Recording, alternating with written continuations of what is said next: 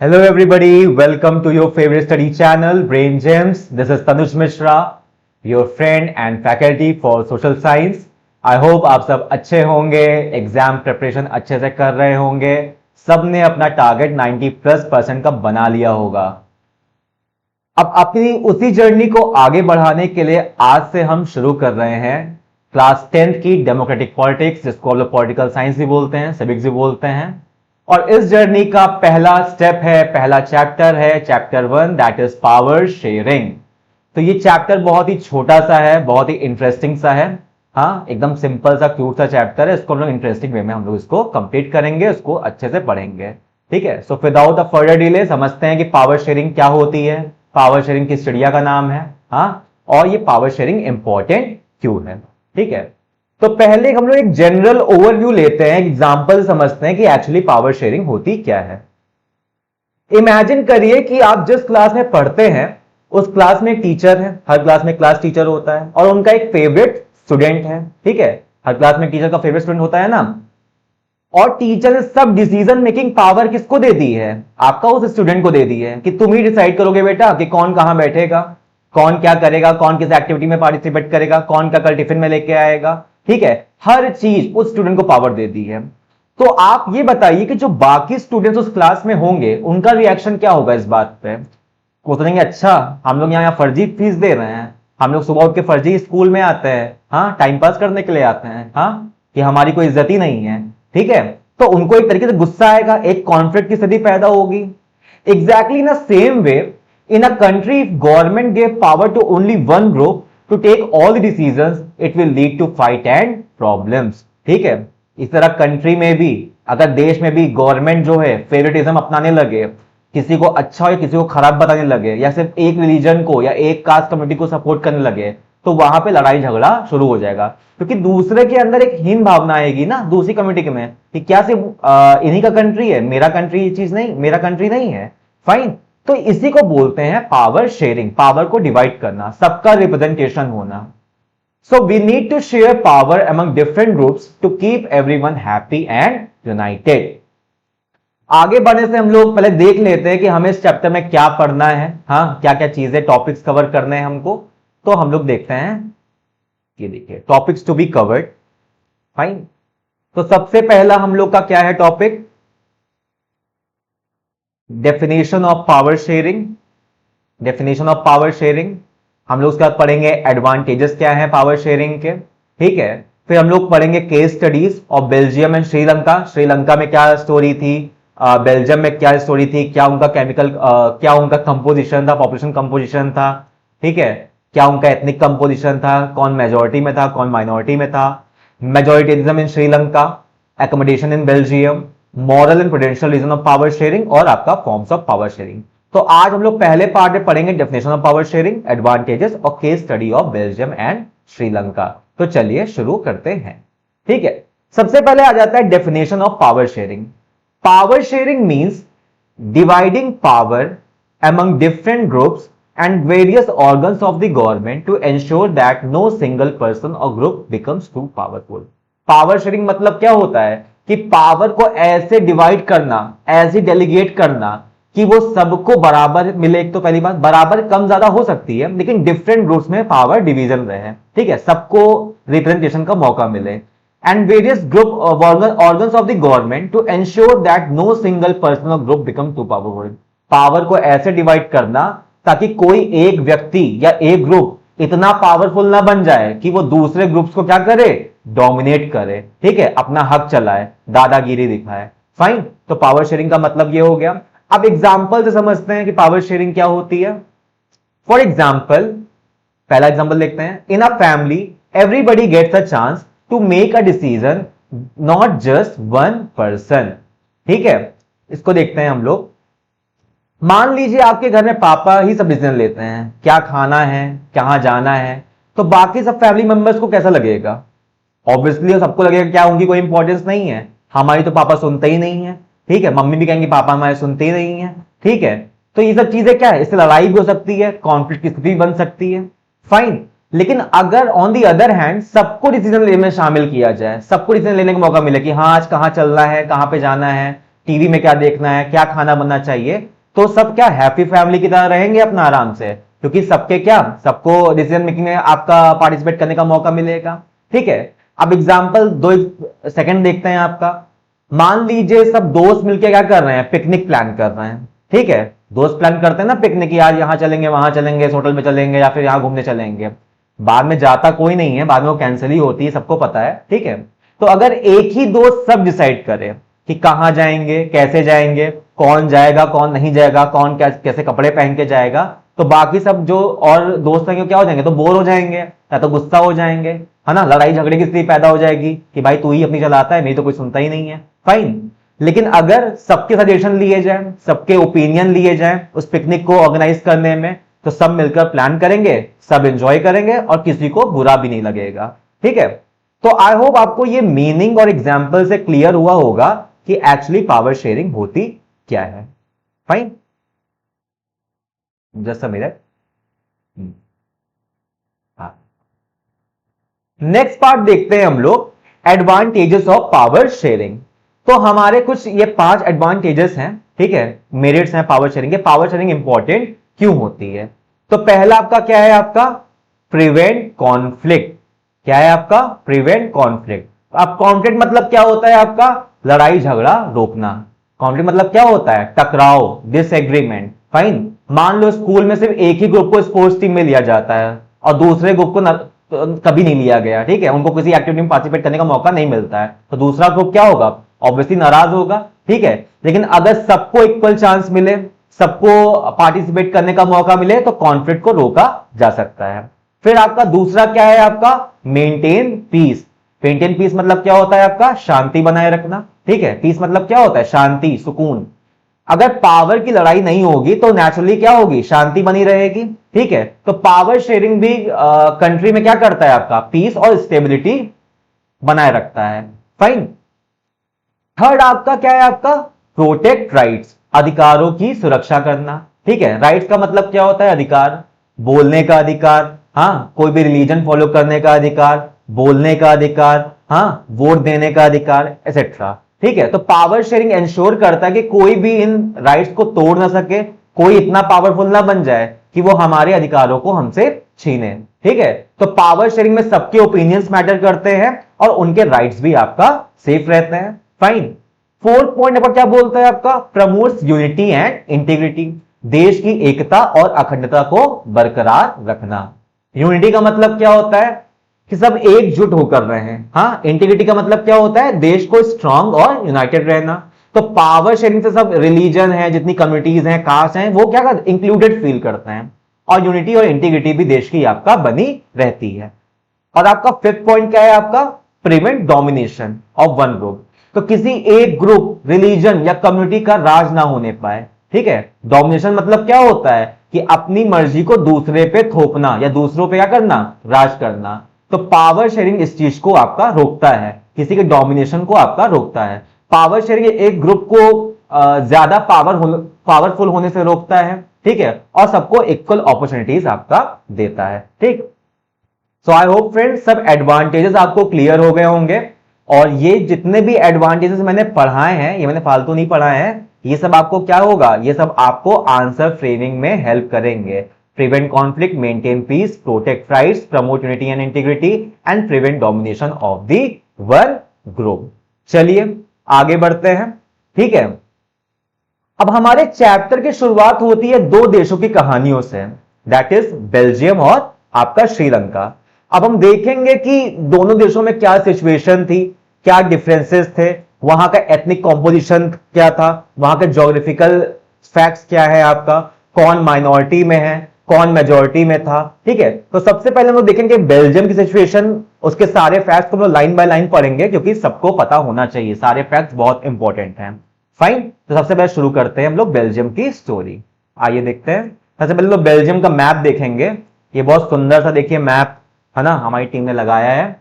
ये देखिए, जो ये येलो रीजन है, ये कौन सा रीजन है आपका, फ्लेमिश रीजन। कौन सा रीजन है आपका, फ्लेमिश रीजन है। ठीक है, और यहां पे कौन से स्पीकर्स रहते हैं, आपका डच स्पीकर्स। कौन रहता है आपका, डच स्पीकर। अच्छा, इनकी पॉपुलेशन कितनी है आपकी, 59%। ओके, तो ये जो येलो रीजन आप देख रहे हो ये किसका मैप है? आपका बेल्जियम का मैप है। बेल्जियम एक स्मॉल सी छोटी सी कंट्री है, आपकी प्यारी सी कंट्री, यूरोप में। यूरोप एक कॉन्टिनेंट है, तो वहां का जो ये नॉर्दर्न पार्ट है, येलो रीजन है, इसको क्या बोलते हैं? Flemish region. यहां पे 10 स्पीकर है जिनकी पॉपुलेशन कितनी है? 59% है।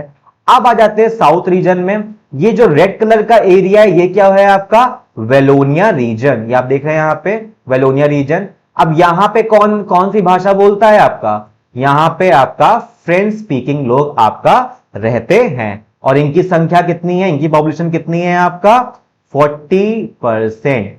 ठीक, उसके बाद ये देखिए आपका, ये आपका स्ट्राइप जो स्ट्रिप वाला एरिया है, ये कौन सा एरिया? German speaking. और जर्मन की खाली यहां पे कितनी पॉपुलेशन है? आपका 1% पॉपुलेशन।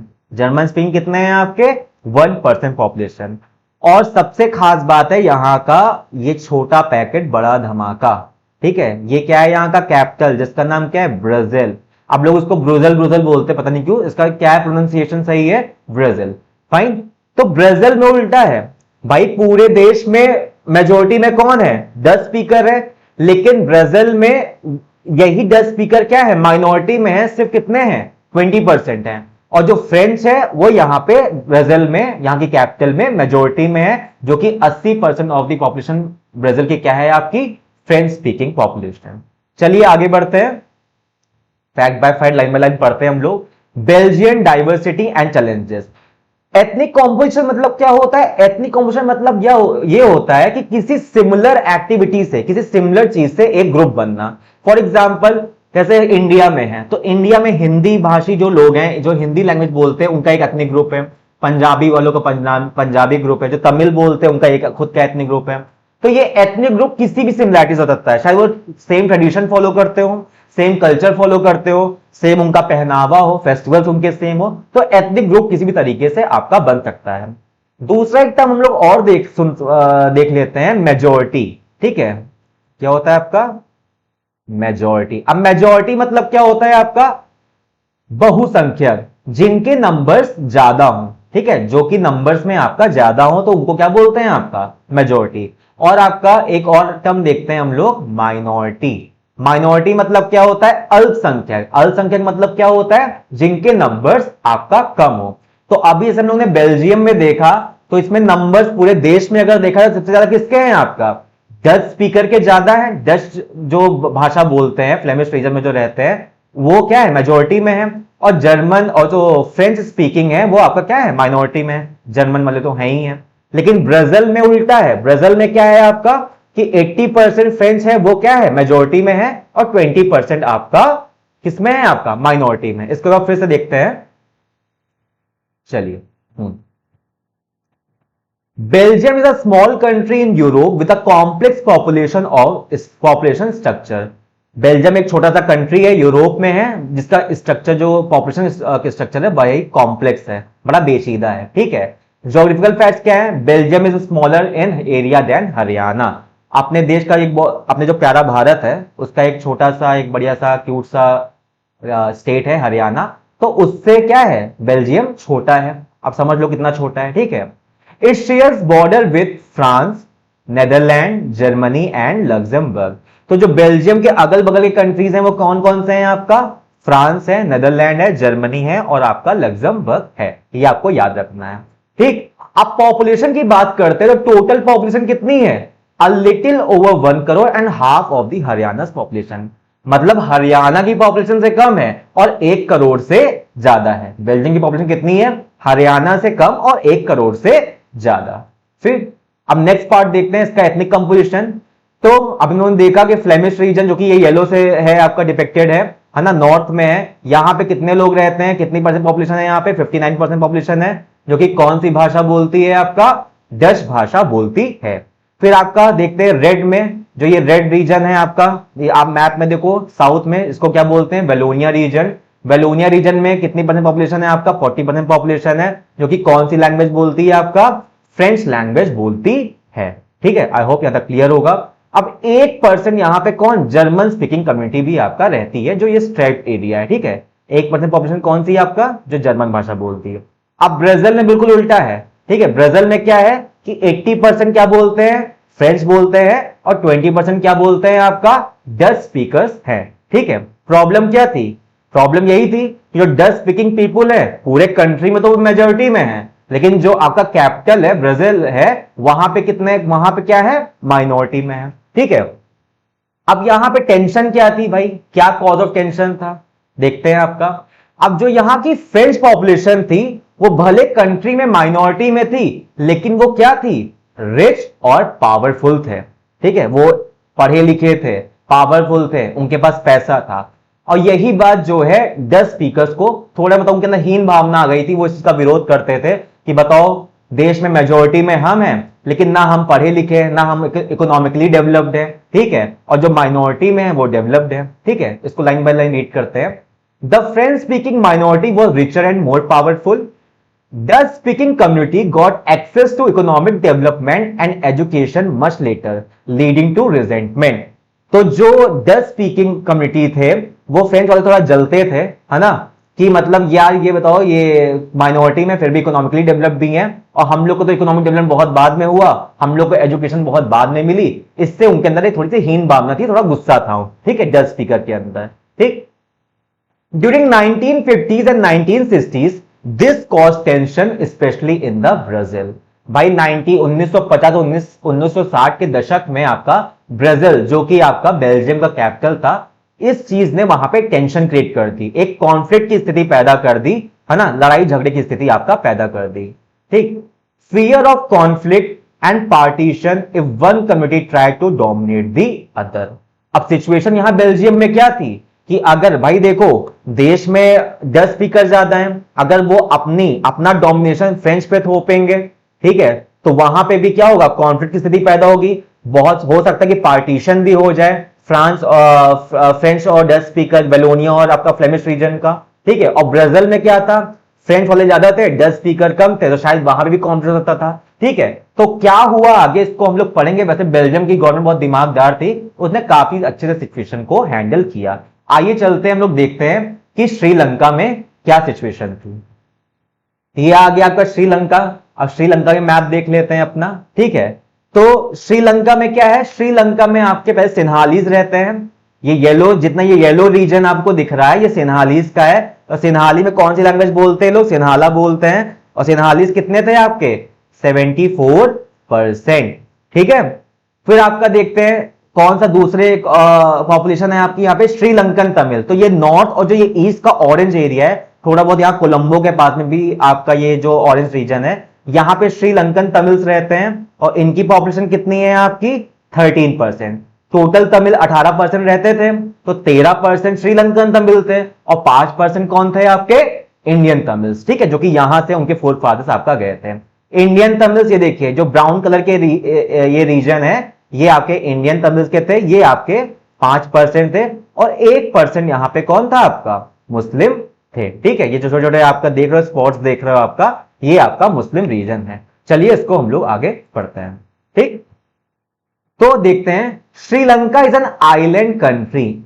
आइलैंड कौन सा देश होता है, आइलैंड मतलब क्या होता है, अ पीस ऑफ लैंड, है ना, जिसके चारों तरफ क्या होता है आपका, पानी होता है। ऐसी जगह जिसके जो चारों तरफ पानी से घिरा उसको क्या बोलते हैं आपका, आइलैंड बोलते हैं। तो श्रीलंका क्या है, एक आइलैंड कंट्री है near India with a diverse population. जैसे आप जितने भी साउथ एशियन कंट्रीज देखोगे तो सब कहीं ना कहीं क्या है, डाइवर्स हैं, उनका कल्चर ट्रेडिशन सब क्या है, डाइवर्सिटी से भरा हुआ है। वैसे अपना श्रीलंका में भी था, ये जो आइलैंड कंट्री था ये भी बहुत ही डाइवर्स पॉपुलेशन से आपका भरा हुआ था। ठीक है, आगे देखते हैं geographical fact. Located just a few kilometres off the southern coast of Tamil Nadu. ठीक है, तमिलनाडु, तमिलनाडु आप जानते हैं हमारे भारत का सदर्न मोस्ट आपका स्टेट है। उसको समुद्र पार करके आप जाओगे तो आपको श्रीलंका मिल जाएगा।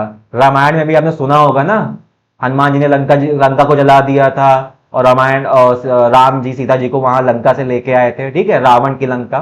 ठीक है, तो ये वही लंका है। फाइन, आगे बढ़ते हैं। अब यहां की पॉपुलेशन कितनी है आपकी, 2 करोड़। ठीक है, सिमिलर टू हरियाणा। ठीक है, हरियाणा के बराबर ही श्रीलंका की पॉपुलेशन है, जो कि है आपका 2 करोड़। अब यहां पे कौन कौन से एथनिक ग्रुप पाए जाते हैं देखते हैं आपका। तो सबसे पहले Sinhala speaking people. Sinhala speaking people यहां पे क्या थे, मेजॉरिटी में थे, दैट इज बहुसंख्यक थे, इनके नंबर्स क्या थे आपका, ज्यादा थे। कितने परसेंट थे आपके, 74% of the population belongs to Sinhala community, जो कि सिन्हाला लैंग्वेज बोलते सिन्हालीज थे, 74% थे, आपको ध्यान रखना है, ठीक है।